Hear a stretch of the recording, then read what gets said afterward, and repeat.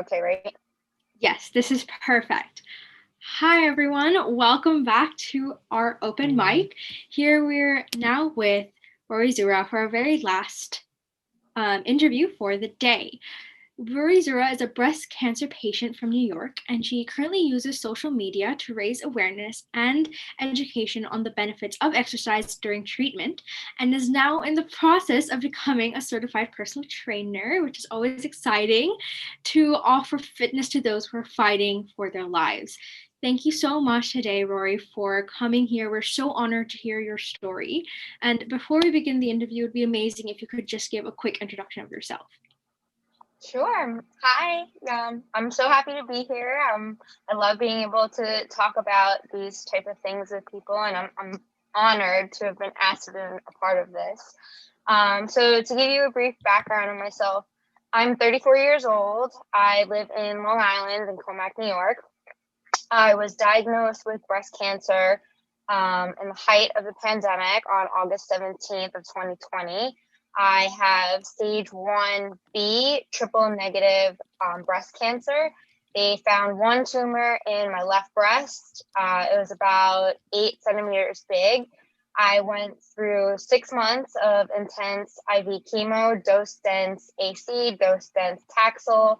I had a bilateral mastectomy done on February 2nd, which my pathology came back clear in the operating room. So everybody was like, cool, so we're up. That's great. The full pathology report came back with microscopic traces of cancer in the lymph nodes from the sentinel lymph node biopsy. So I had to go back in for another surgery on March 2nd to remove more lymph nodes, which all came back negative, which was great.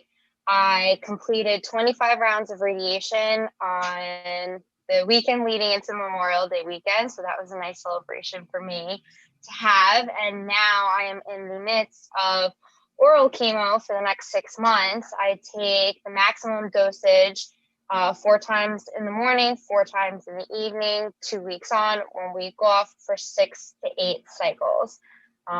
So right now I'm just in oral chemo, which is a lot less intense than IV chemo, but it still has its own set of issues that are going on right now. So it's a whirlwind. Amazing.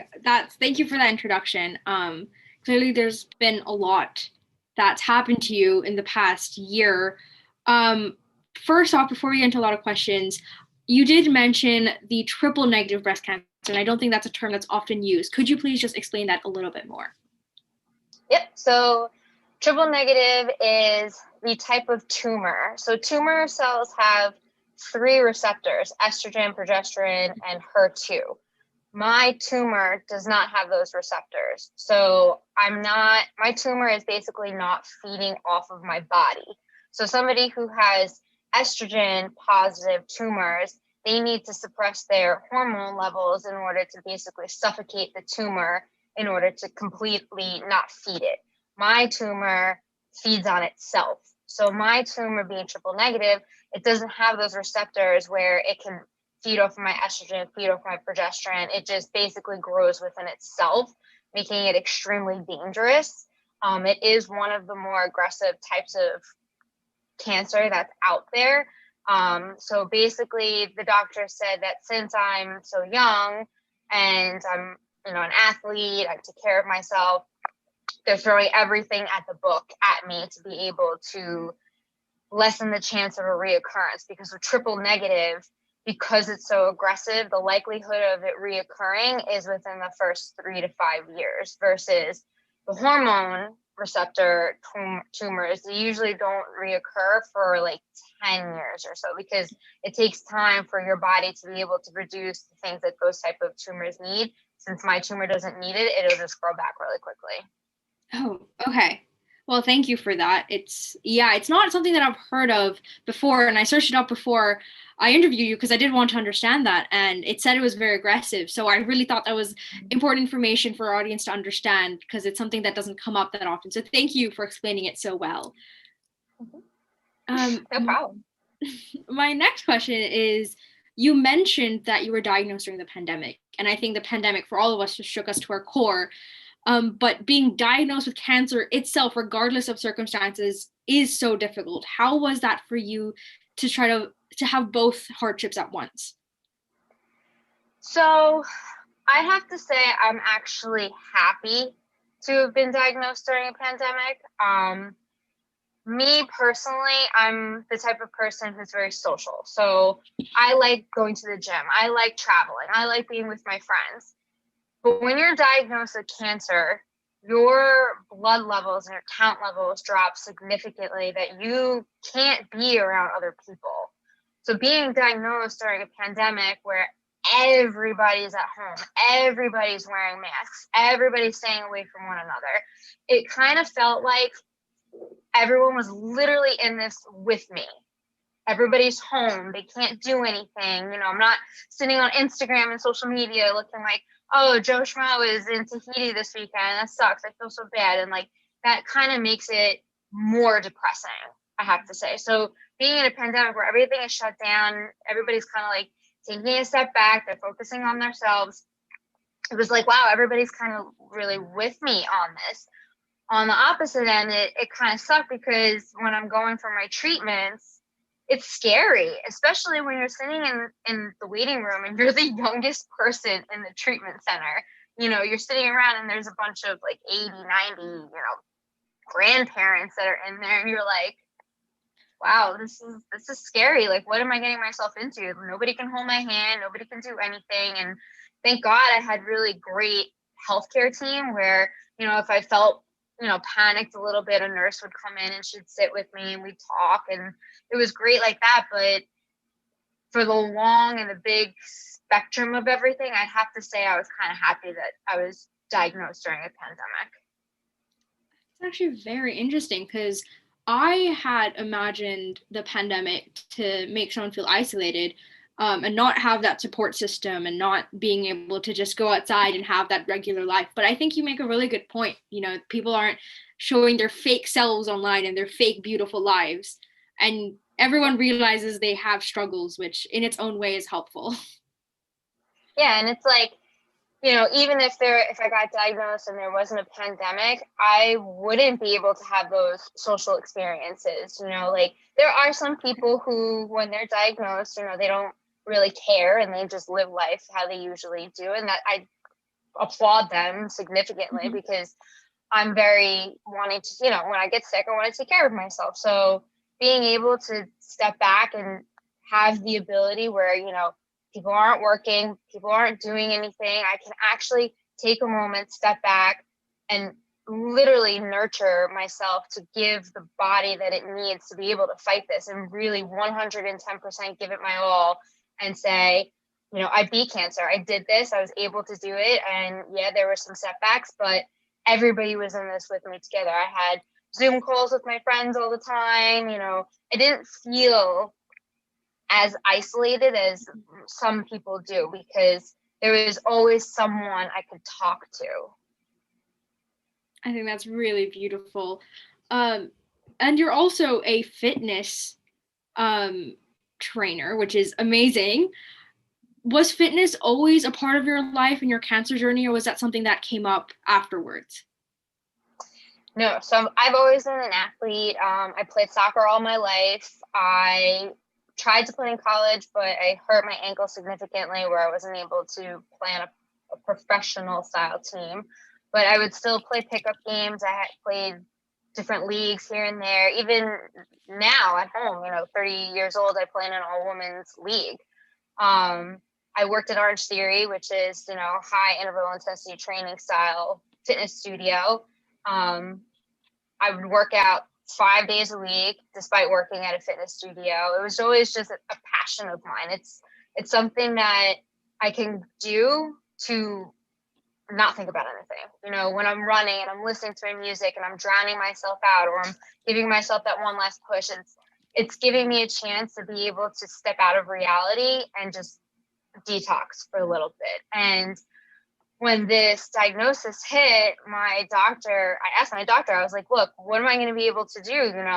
I'm an athlete. Am I going to have to like sit on the couch all day long and like watch movies all day? Because yeah, that sounds great, but I'm a very active person. He's like, well, actually, contrary to popular belief, patients who work out all through treatment experience significantly less side effects.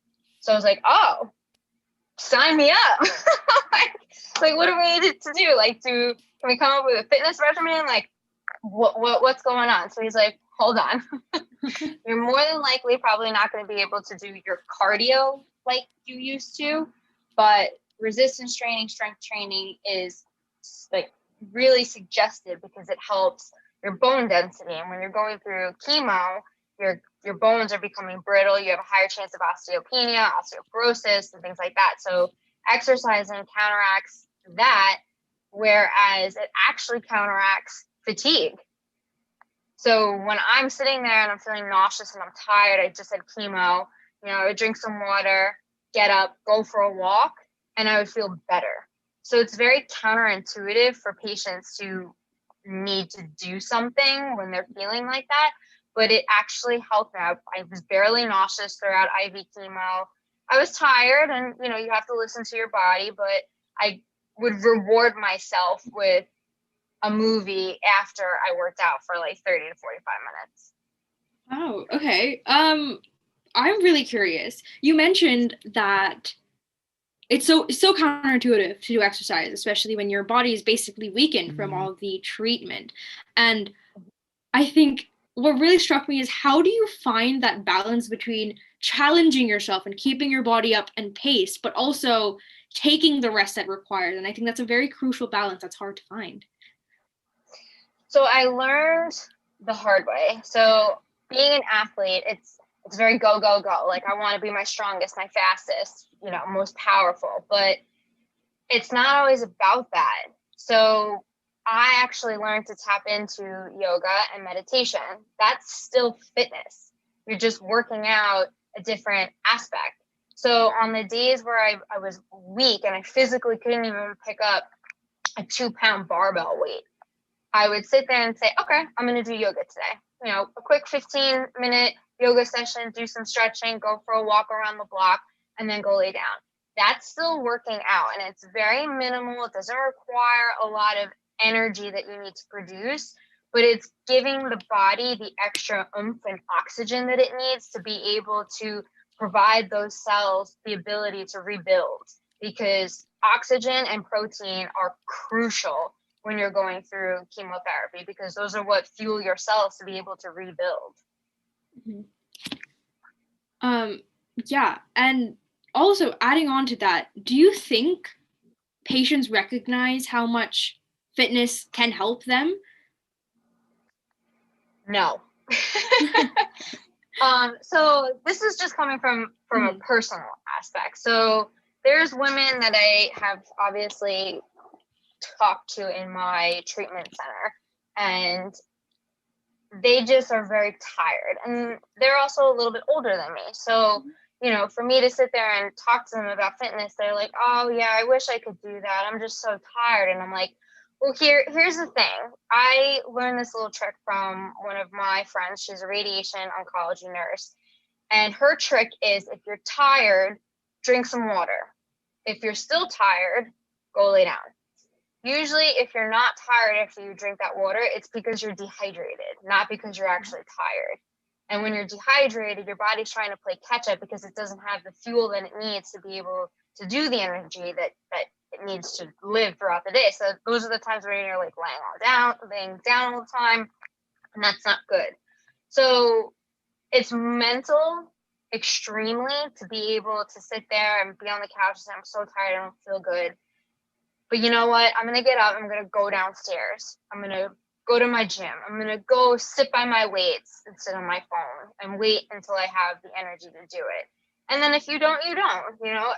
Don't be hard on yourself either. And that was my fine line, because going from somebody who is working out 5 times a week, maybe 6, maybe even 7 days a week, to maybe 2 or 3 times a week, that's hard for me, because then I started gaining weight and I'm like, oh my God, what is going on?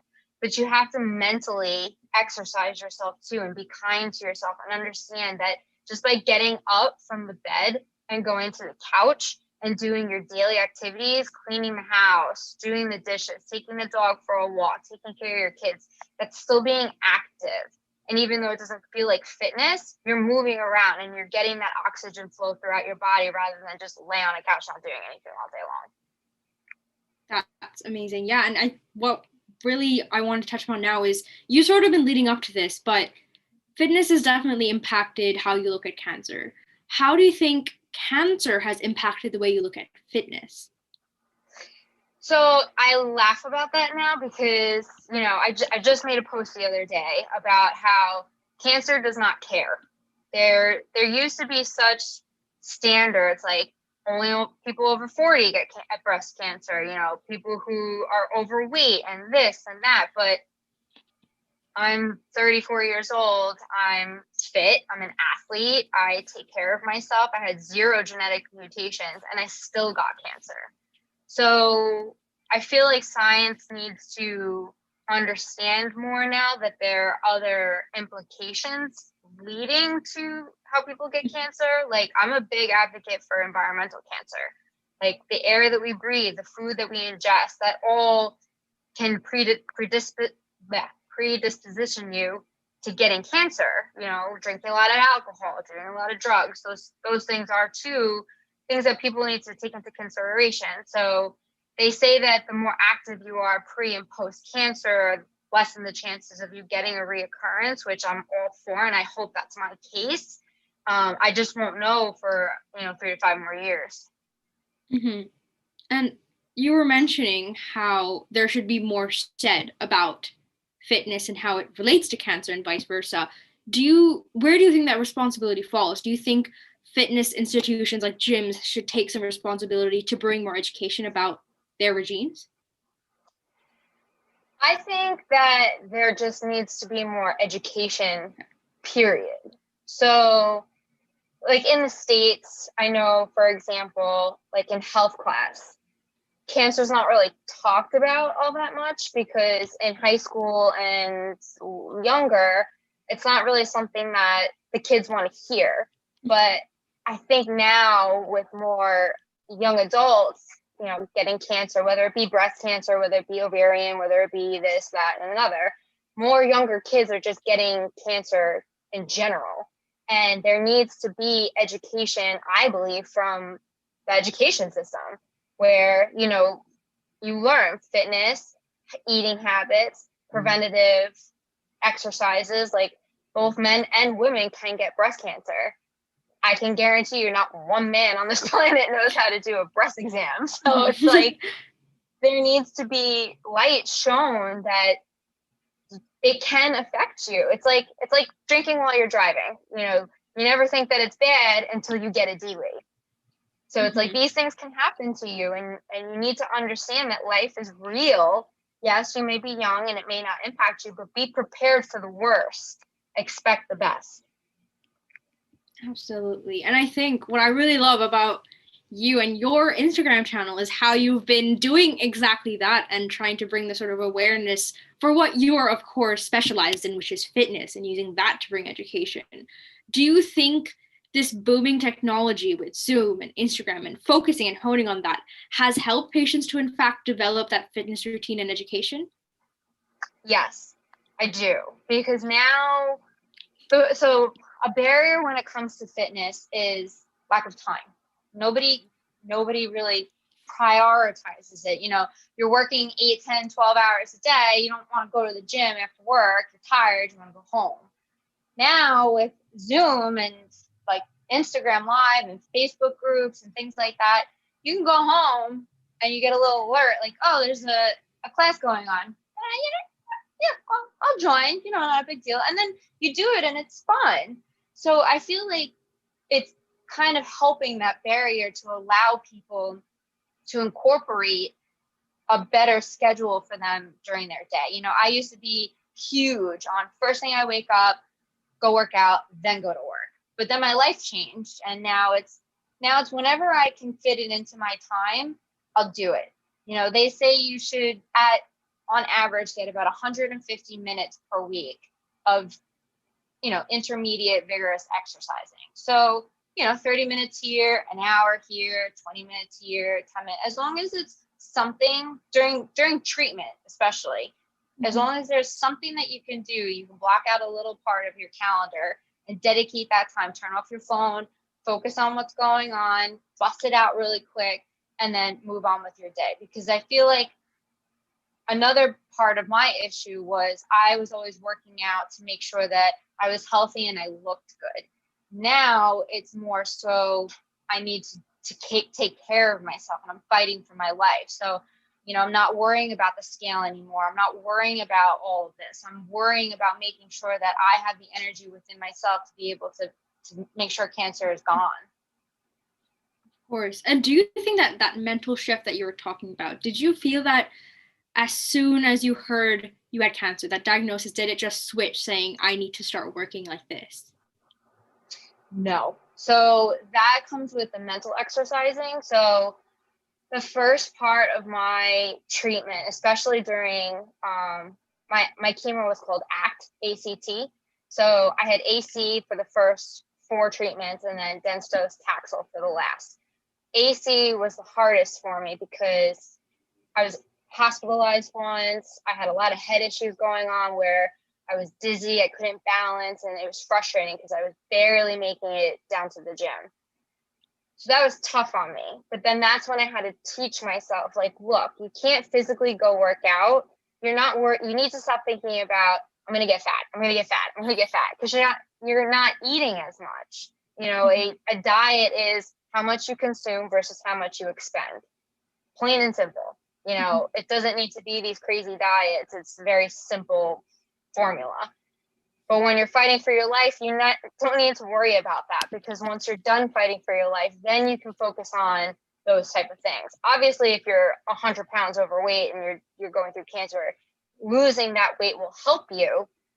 But for someone like me, mentally getting out of that aspect of, okay, I can't get to the gym, but I'm laying on my couch. If I sit up for 10 minutes and do a meditation exercise instead, I'm working out. So it took me a long time. I'd probably say until Christmas, where I'd have a few breakdowns, like, oh my God, I'm gonna gain so much weight. I'm gonna do this. And I had the support system around me that helped me. And, I had a few friends offer to be able to say, well, why don't, when you're done with treatment and before surgery, we'll work out together. We'll do like a Zoom workout together. And those are the people that you need to keep in your life.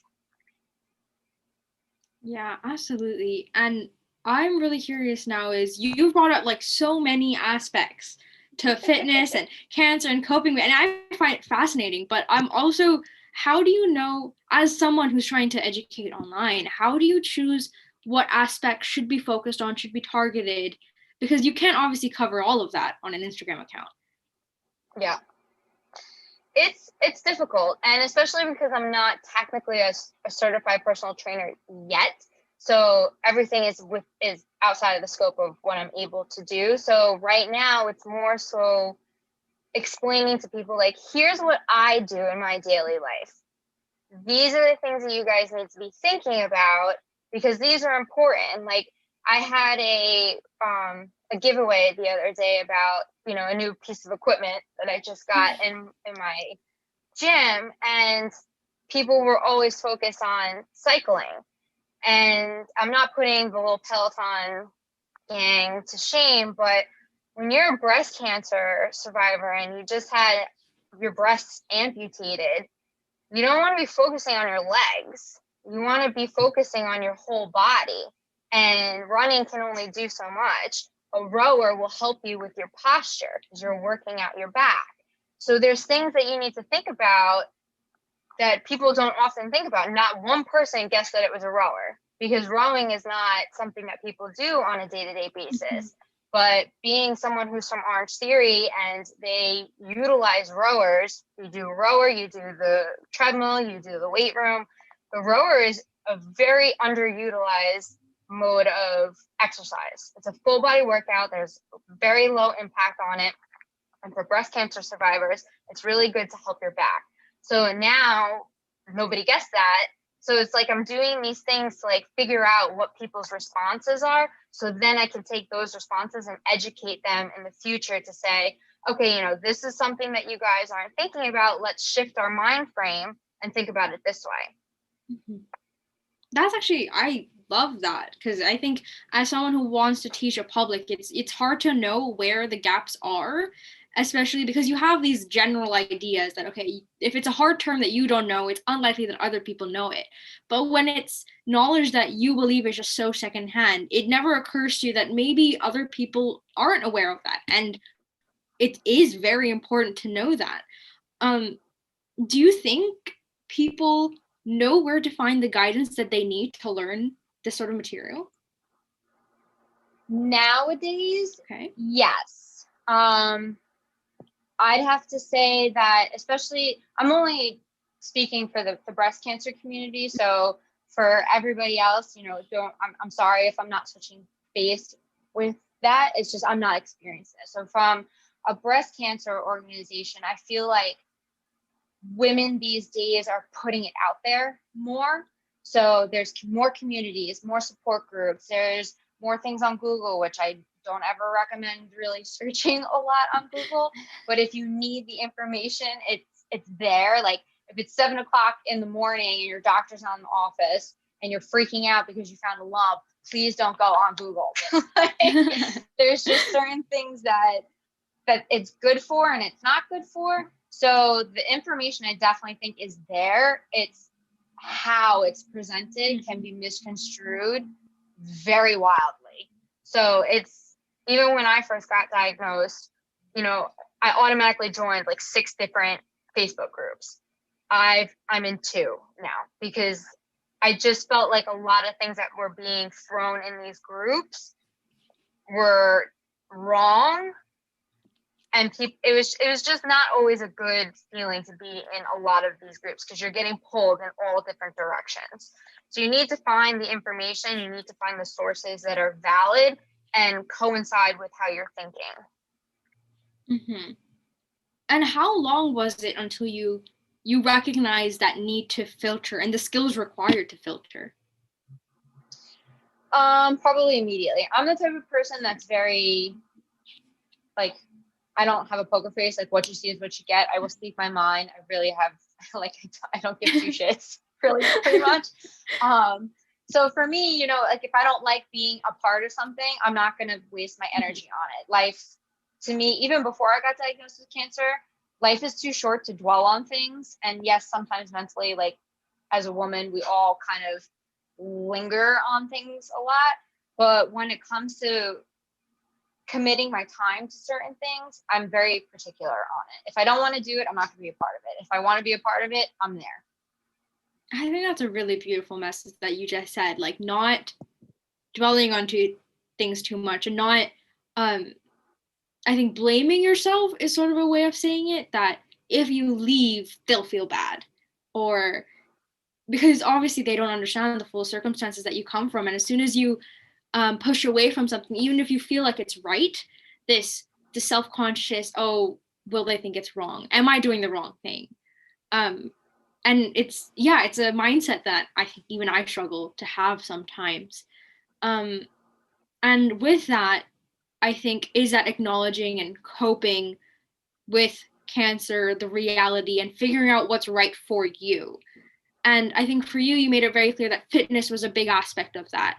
What other tools and activities did you use to reach that? To gain that fitness would be important in my life. For one, yes, but also acknowledging coping with the hardships of cancer and figuring out what's right for you. So I come from a very cancer dense family.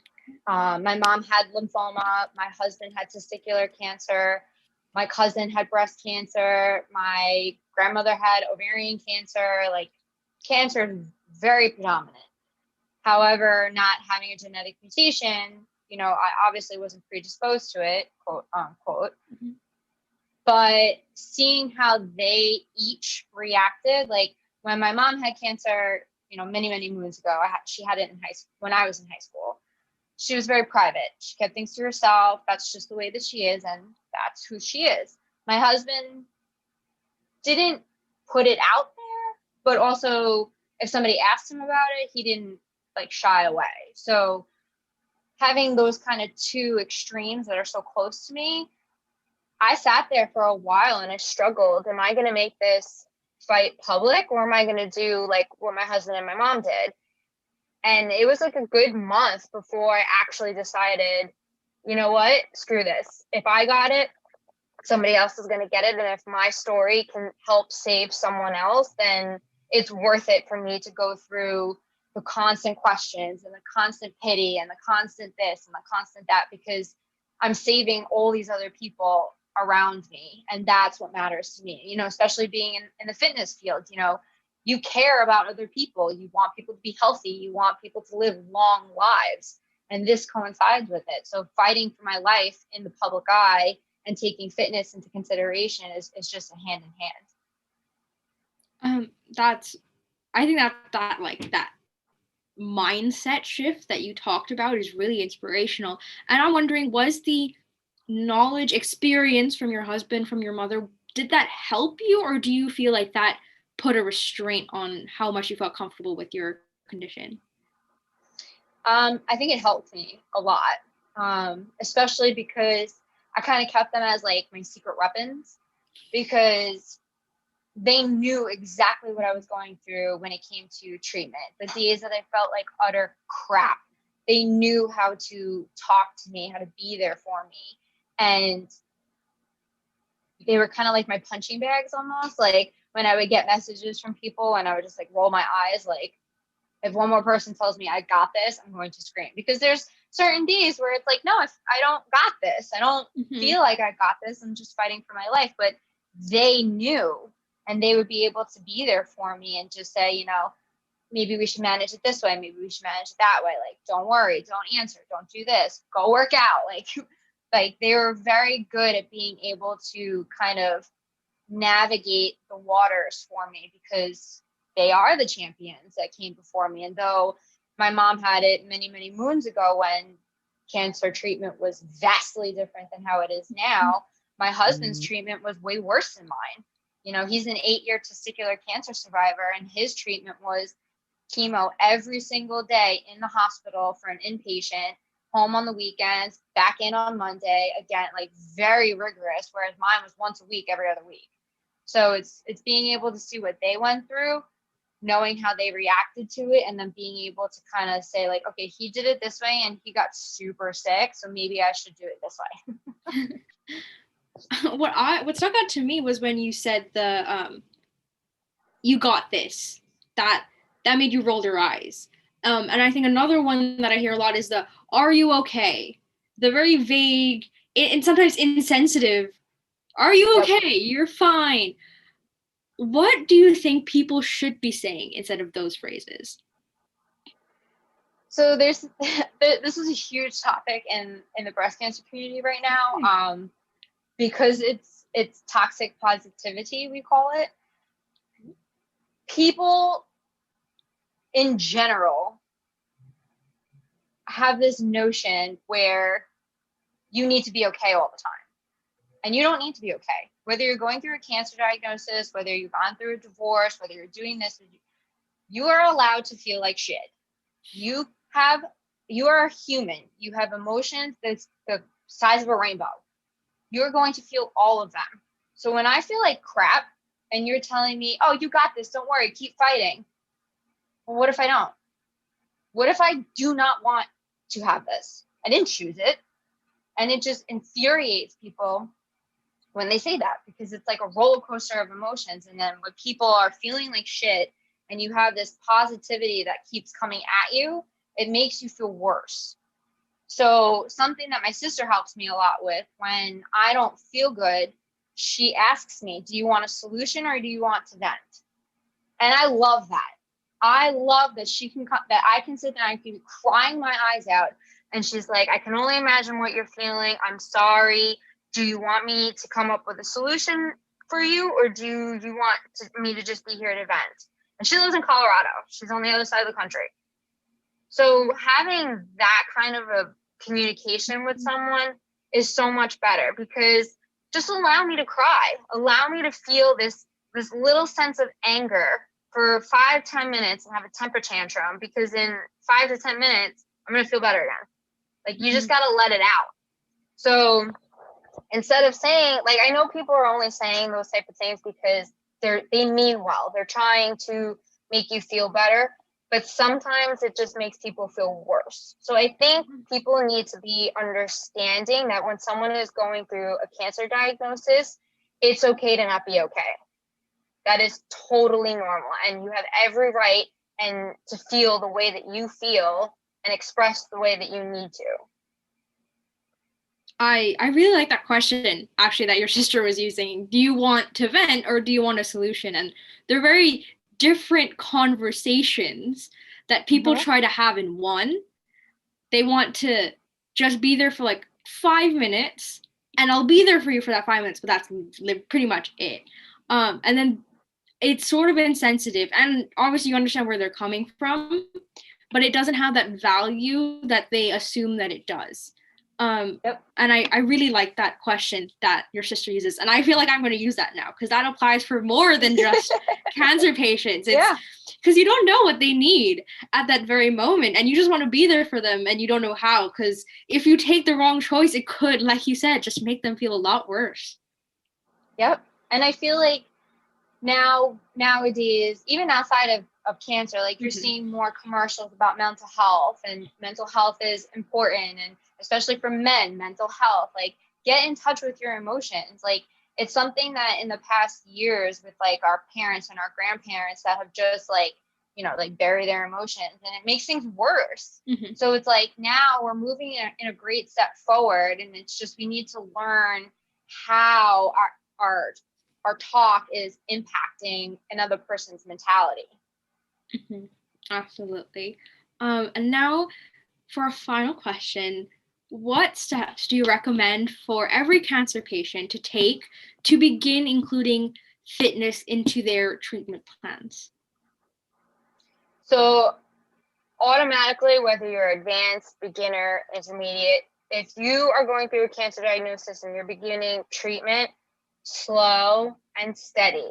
If you just take a walk around the block for a couple of days, great. If you've already started to been working out, just take a step back. That's all.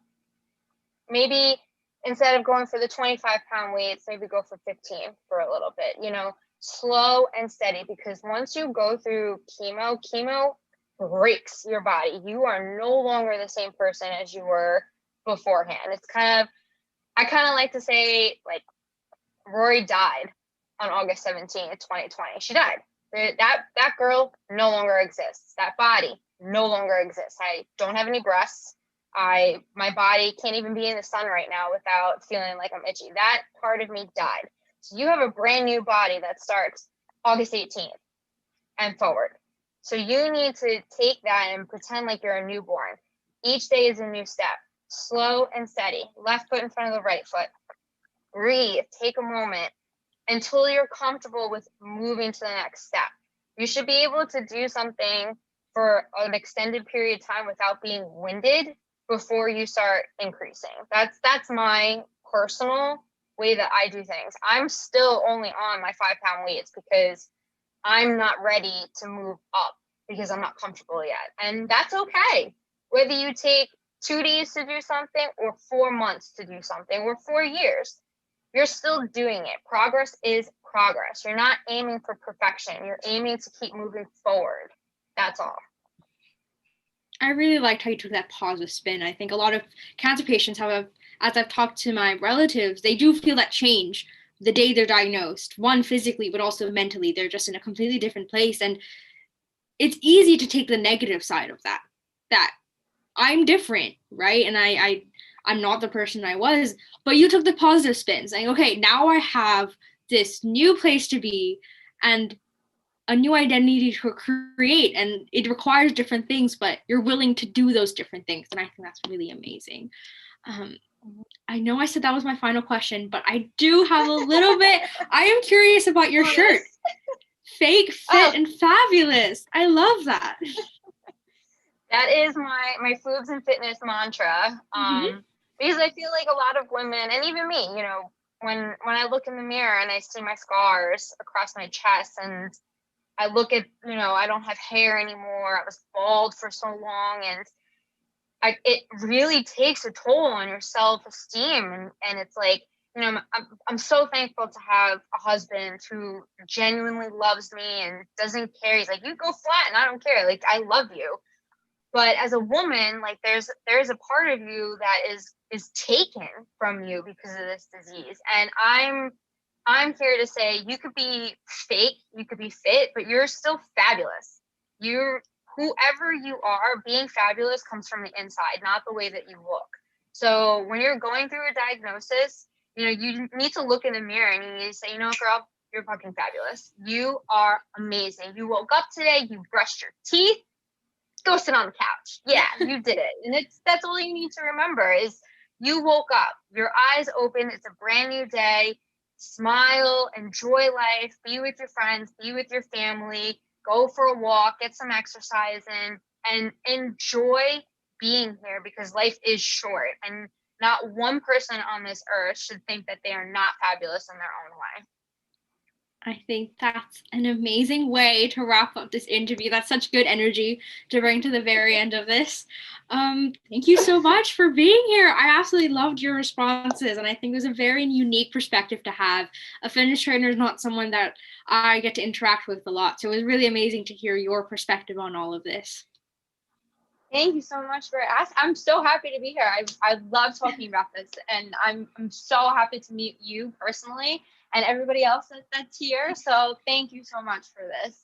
Thank you. And to our audience members, thank you so much for being here. This was our final talk for today, but make sure to come back for July 24th when we have our next round of speakers next Saturday. And that's going to be so exciting as well. So thank you to everyone. Bye.